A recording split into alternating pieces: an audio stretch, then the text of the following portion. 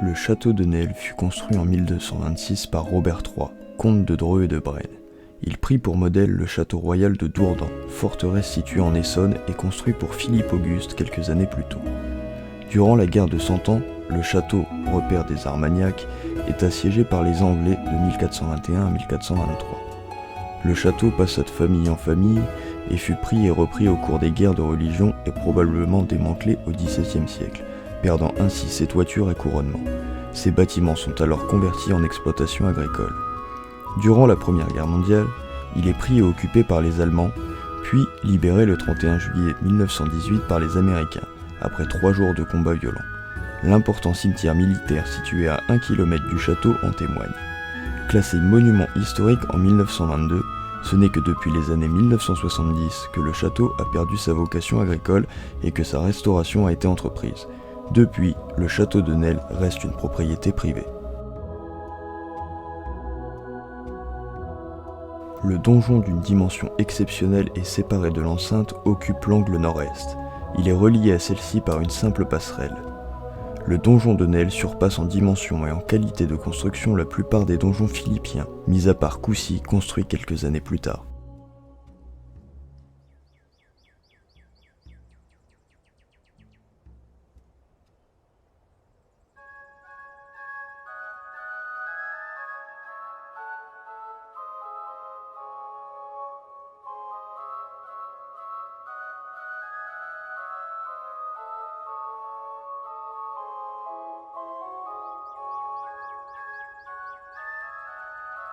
Le château de Nesle était entièrement entouré de douves de 30 mètres de large remplies d'eau, dont une partie subsiste. On y accédait par un pont de bois, terminé par un pont-levis.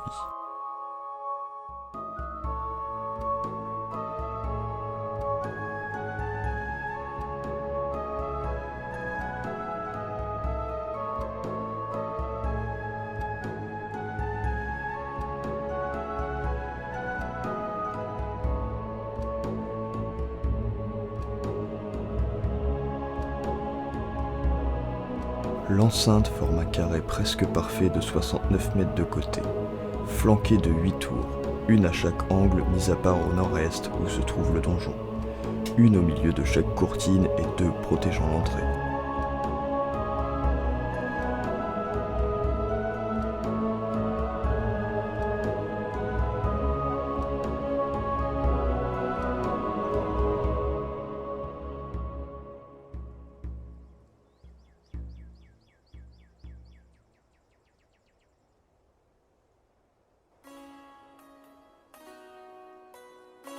Les tours, toutes de dimensions identiques, étaient percées de meurtrières, élargies en canonnières au XVe siècle.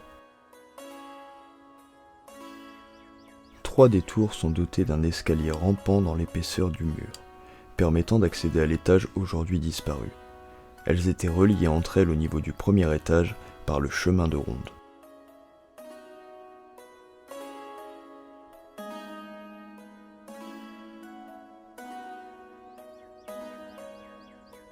Si cette vidéo t'a plu et que tu veux en voir d'autres, n'hésite pas à t'abonner.